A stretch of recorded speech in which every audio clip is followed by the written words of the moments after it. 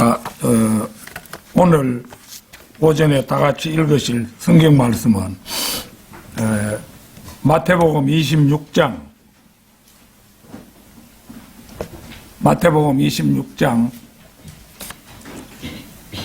26절에서 30절까지 말씀입니다. 아까 3분의 2는 읽었었죠.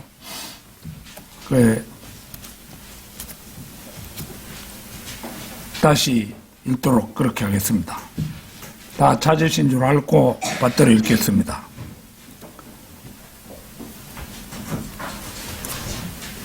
그리고 그들이 먹고 있는 동안에 예수님께서 빵을 집으시고 그것을 축복하신 후에 그 빵을 찢으시고 제자들에게 주셨으니 말씀하시기를 받아 먹어라.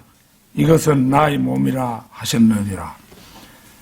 또한 그분께서는 잔을 집으시고 감사들을 들으신 후에 그 잔을 그들에게 주시며 이같이 말씀하셨느니라.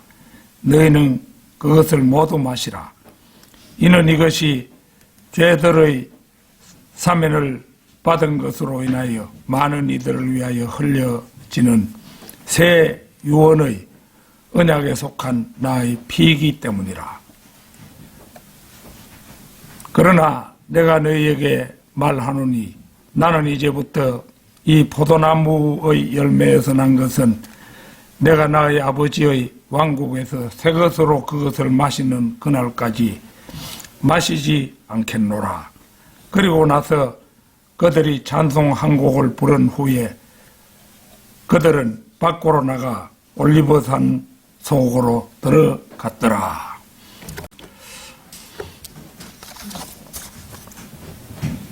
주의 만찬의 참된 의미, 이런 제목으로 말씀을 드리겠습니다.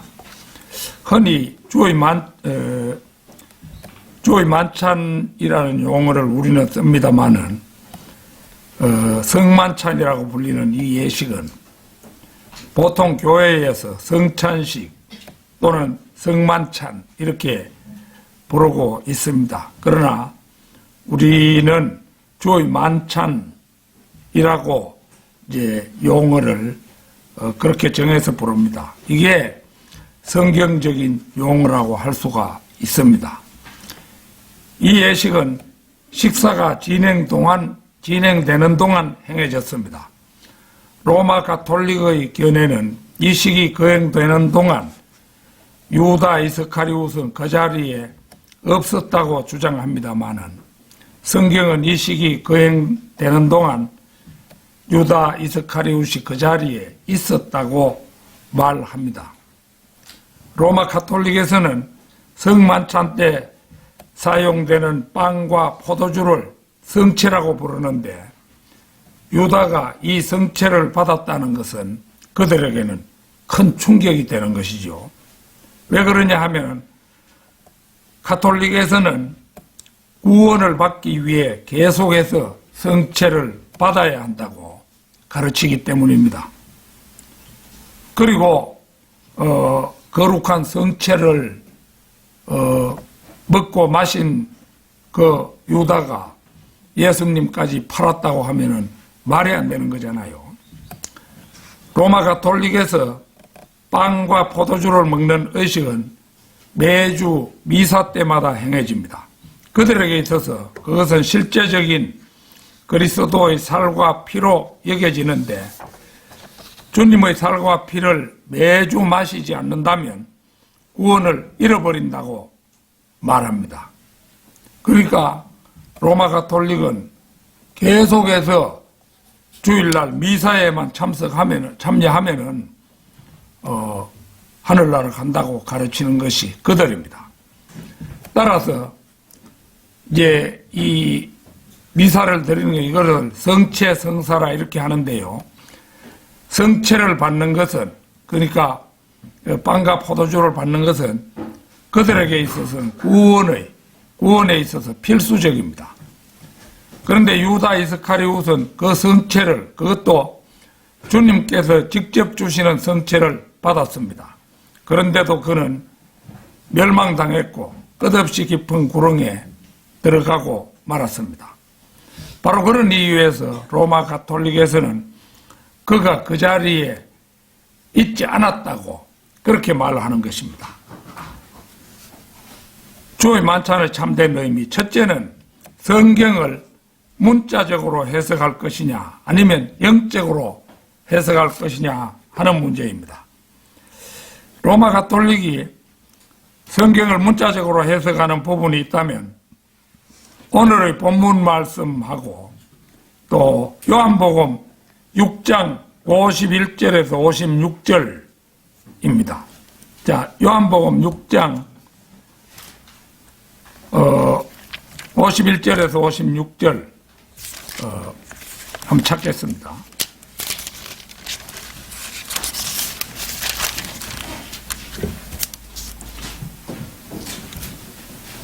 요한복음 6장 51절에서 56절까지 말씀입니다. 나는 하늘로부터 내려온 살아있는 빵이라. 누구든 이 빵을 먹는다면 그는 영원토록 살리라. 그리고 내가 줄 빵은 나의 살이요 나는 세상의 생명을 위하여 그것을 주겠노라. 그러므로 유대인들이 자기들끼리 분쟁하며 말하기를 어떻게 이 사람이 자신의 살을 먹으라고 줄 수 있겠느냐 하였더라. 그때 예수님께서 그들에게 이같이 말씀하셨느니라. 진실로 진실로 내가 너희에게 말하노니 너희가 인자의 살을 먹지 않고 그의 피를 마시지 않는다면 너희는 너희 안에 생명이 전혀 없느니라. 나의 살을 먹고 나의 피를 마시는 자는 누구나 영생이 있느니라. 그런즉 내가 그를 마지막 날에 일으켜 세우리라. 이는 나의 살이 진정한 음식이요 나의 피가 진정한 음료이기 때문이라. 나의 살을 먹는 자와 나의 피를 마시는 자는 내 안에서 지속적으로 거하고 나도 그 안에 지속적으로 거하느니라. 물론 우리 바이블 빌리버들은 그 성경을 해석할 때 대개의 경우 문자적인 해석을 취합니다. 그러나 이 원칙은 문자적으로 해석할 수 있는 부분을 제외한다는 단서 조항을 수용합니다.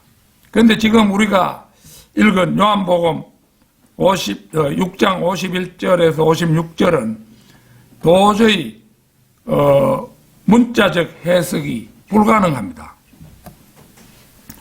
누군가 사람의 살과 피를 먹고 마신다면 그는 식인종과 다름이 없습니다. 피는 율법 이전에도 율법 아래서도 그리고 율법 이후에도 먹는 것이 금해졌습니다. 그러므로 만약 요한복음 6장 51절과 오늘의 본문 말씀을 문자적으로 취한다면 그것은 피를 먹지 말라는 성경 구절들과 모순이 되고 맙니다. 더구나 신부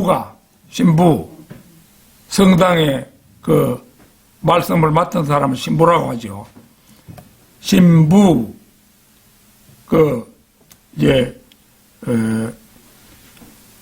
신의 아버지다 뭐 그런 식으로 신부라고 그들은 부르죠. 신부가 축복하는 순간에 빵과 포도주가 살과 피로 변한다는 것은 어떠한 성경 구절로서도 뒷받침이 되지 않습니다. 성경 해석에 있어서 비유적 또는 상징적인 본문을 취할 때 알아야 할 것은 그 본문들이 항상 문자적으로 뒷받침이 된다는 것입니다. 예를 들어 요한복음 6장 51절에서 56절은 요한복음 6장 63절로 뒷받침된다는 것입니다. 같이 그 뒤에 한번 보겠습니다. 6장 63절 바로 뒤에 63절입니다. 대사라 나게 하는 것은 영이라. 육신은 아무것도 유익하게 하지 아니하고 내가 너희에게 전한 말들 그것들은 영이요 그것들은 생명이라. 그러므로 오늘의 본문 말씀은 영적으로 해석해야 함이 확인됩니다. 바로 이러한 문제, 문자적 해석이냐 영적 해석이냐를 두고 로마 가톨릭과 개신교회는 주의 만찬에 관한 입장을 달리했습니다. 신학적으로는 빵과 포도주가 실제로 주님의 살과 피가 된다는 로마 가톨릭의 주장을 화채설이라 하고 그것은 상징일 뿐 우리는 그것을 통해 주님의 죽으심을 기억하는 것이라고 하는 것을 기념설이라고 합니다. 전통적으로 로마 가톨릭은 화채설을, 개신교회는 기념설을 채택해 왔습니다. 물론 고린도전서 11장 24절에서 26절에 따라서 기념설이 성경적으로 옳습니다. 그러나 문제는 다른 개신교회들이 로마 가톨릭의 전통을 따라가고 있다는 점입니다. 우리나라 모든 개신교회들이 그 로마 가톨릭의 전통을 따라가고 있죠. 일례로 종교개혁의 선봉에 섰던 마르틴 루터라는 사람이 있죠. 이 마르틴 루터 같은 사람도 이 누룩을 없애지 못하고 화채설을 주장했다는 것이 그 사실을 잘 보여줍니다. 우리가 로마 가톨릭을 반대하는 이유 중 하나는 그들이 미사라는 가정한 행위를 저지르기 때문입니다. 로마 가톨릭의 미사는 개신교회의 예배와는 근본적으로 다릅니다. 미사의 주요 구성 요소는 성체입니다. 예수 그리스도의 살과 피를 직접 먹고 마신다는 것입니다. 주 예수 그리스도를 매주 죽여서 식인종처럼 그분을 먹으며 여기에 참여하지 않으면 구원받을 수 없다고 하는 그들은 참으로 가증한 자들이며 이런 무리들과 손잡는 개신교회 또한 가증하다 하지 않을 수 없는 것입니다. 주의 만찬의 참된 의미, 둘째는 새 유언의 언약에 속한 나의 피에 관한 것입니다. 본문 28절에 새 유언의 언약에 속한 나의 피라는 대목이 나오지요. 새 언약, 곧 뉴테스트먼트, 주님께서 이 말씀을 하시면서 신약시대의 문을 열어젖혔습니다. 26장에서 예수 그리스도의 죽으심의 의의를 제시하고 27장에서는 주님께서 실제로 죽으십니다. 새 언약이 이루어진 것입니다. 테스트먼트는 한글 킹제임스 성경 우리가 과거에 사용하던 성경입니다만은 우리는 지금 현재 그 표준 킹제임스 성경을 사용하고 있죠. 언약으로 번역되었지만 유언의 의미를 갖는 언약입니다.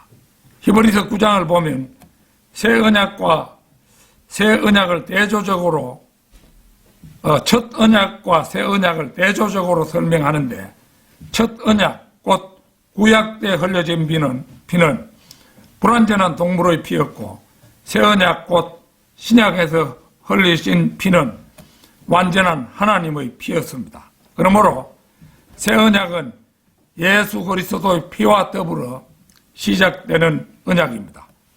히브리서 9장 16절에서 17절 한번 찾겠습니다. 히브리서 9장 16절에서 17절.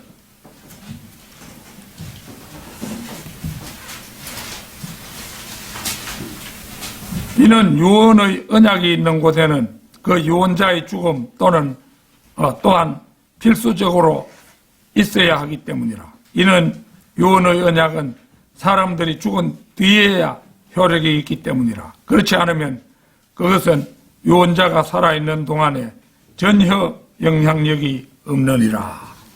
이렇게 기록되어 있습니다. 따라서 예수 그리스도께서 피를 흘려야만 새 언약은 효력을 발휘할 수 있습니다. 그리고 주님께서는 이는 이것이 죄들의 사면을 받은 것으로 인하여 많은 이들을 위하여 흘려지는 새 유언의 언약에 대한 나의 피이기 때문이라고 말씀하시면서 그 피로 인한 영원한 속죄를 예고하셨습니다. 마침내 여기에서 곧 뉴 테스트먼트 시대가 펼쳐질 만반의 준비가 되었습니다.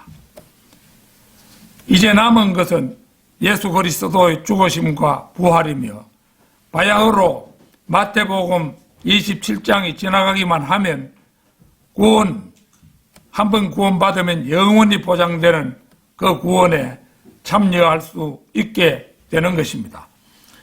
이제까지는 왕국복음으로 일관했던 마태복음이 지금부터는 은혜의 복음으로 전환이 됩니다.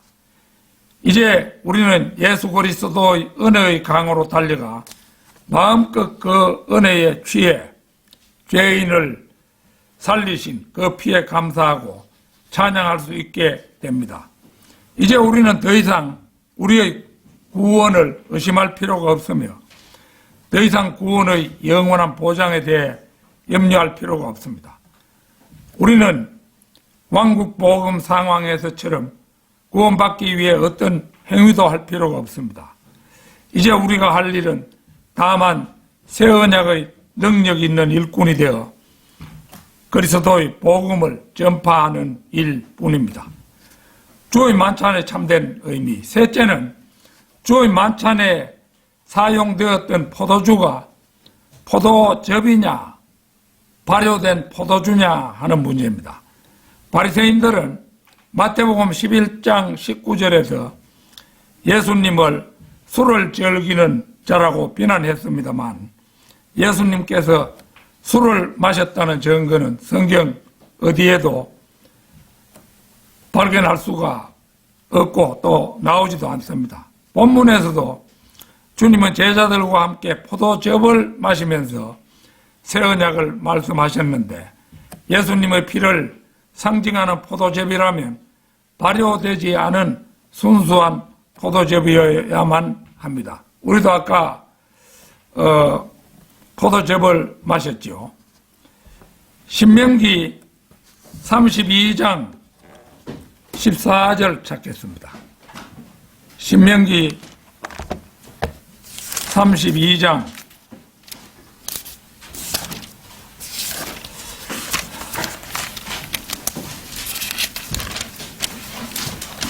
14절입니다.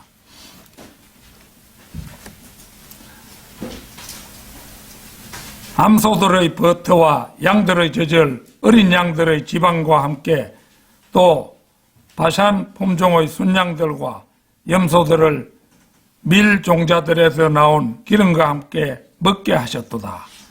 그리고 너는 포도의 순수한 피를 마셨도다. 여기에 나오는 포도의 순수한 피, 이거 예수 그리스도의 피를 상징하는 것이 분명합니다. 하나님의 피인 예수 그리스도의 피는 발효되지 않은 순수한 포도즙으로 상징되는 것이 마땅하며 발효된 포도주로 주의 만찬을 행하는 교회는 비성경적임이 드러납니다. 마태복음 26장 29절 아까 읽어봤습니다마는 예수님께서는 그러나 내가 너희에게 말하노니 나는 이제부터 이 포도나무의 열매에서 난 것은 내가 나의 아버지의 왕국에서 새 것으로 그것을 마시는 그날까지 마시지 않겠노라. 이렇게 말씀하셨죠. 그런데 이 포도나무의 열매에서 난 것은 포도즙입니다. 포도주가 아니죠. 포도 열매에서 포도주가 없을 것은 당연하죠. 주의 만찬의 자리에서 주님의 손에는 포도 열매가 들려 있었고 그 제자들이 마신 것은 포도 열매에서 짜낸 즙이었습니다. 29절에서 이것을 새것 곧 새 포도즙이라고 합니다. 이사야 65장 8절에 나오는 그 말 그대로입니다. 즉 새 포도즙은 병이나 잔에 있지 않고, 포도주 병 이런 거 있잖아요. 병이나 잔에 있지 않고 포도송이에 있습니다. 이것은 포도송이에서 막 짜낸 발효되지 않은 포도즙입니다. 사실이 이러함에도 불구하고 발효된 포도주로 미사를 행하는 로마 가톨릭은 성경을 무시한 불경을 저지르고 있는 것입니다. 로마 가톨릭 그 신부들 이제 매주 미사를 거행하고 나면은 포도주가 많이 남겠지요. 신자들은 다 집으로 돌아갔는데 포도주가 많이 남아 있으니까 이제 신부가 지 혼자 그거 마시는 겁니다. 그렇게 매주 마시다 보니까 그 로마 가톨릭의 신부들은 전부 알코올 중독자가 되어 있습니다. 그 사실입니다. 팩트고 사실이에요, 그거. 그러니까, 포도즙을 먹고 중독자가 되는 경우는 없죠. 이 발효된 포도주는 구약 유대인들에게 금지된 것이었습니다. 잠언 23장 31절 찾겠습니다.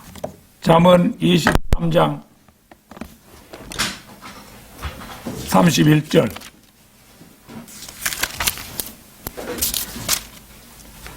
23장 31절. 술이 붉게 잔 안에서 그의 빛깔을 내고 그것이 곧바로 스스로 움직일 때에 너는 술을 쳐다보지 말라. 술을 쳐다보지도 말아라고 그렇게 성경은 말씀하고 있는데, 매주 그것을 마시고 있으니 얼마나 큰 죄이며 얼마나 큰 타락입니까? 유대인들은 광야 40년 동안에도 술을 마시지 않았습니다. 신명기 29장 6절에 보면은 그렇게 나와 있습니다. 그러나 그들은 포도의 순수한 피는 마셨습니다. 따라서 모든 말씀을 종합해 볼 때 주의 만찬에서 사용된 포도주는 포도송이에서 바로 짠 포도즙이 분명하며, 로마 가톨릭에서 발효된 포도주를 매주 미사 때마다 마시는 것은 말씀이 뒷받침되지 않는 그들의 사사로운 전통에 불과하다고 할 것입니다. 결론적으로 주의 만찬에서 공급되는 빵과 포도주가 신부가 기도하는 순간 예수님의 살과 피로 변한다는 로마 가톨릭의 화채설은 영적인 성경 구절을 문자적으로 해석한 오류에서 비롯된 것입니다. 그런데도 로마 가톨릭은 매주 전 세계 로마 가톨릭의 신자 수가 얼마냐 하면 9억 명입니다. 9억 명. 매주 9억 명의 신자들이 예수 그리스도의 살과 피를 먹는 불경을 저지르고 있습니다. 자, 고린도전서 한 부분 읽고 제 설교를 마치도록 그렇게 하겠습니다. 고린도전서 11장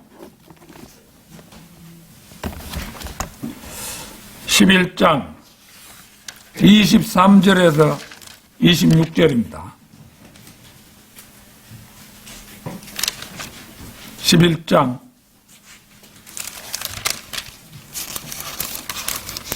23절에서 26절.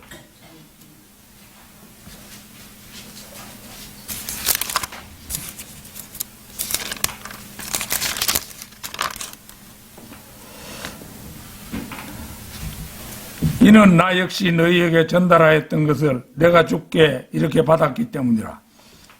주 예수께서 곧 그분께서 팔아 넘겨지시던 바로 그 밤에 빵을 집으셨느니라. 그리고 그분께서 감사들을 들으셨을 때 친히 그것을 찢으시고 말씀하시기를 받아서 먹으라. 이것은 너희를 위하여 찢어진 나의 몸이라. 나를 기억하는 가운데 이것을 행하라 하셨느니라. 우리가 과거에 사용했던 성경에는 기념하라 이렇게 되어 있는데, 요 성경은 기억하라 이렇게 되어 있죠.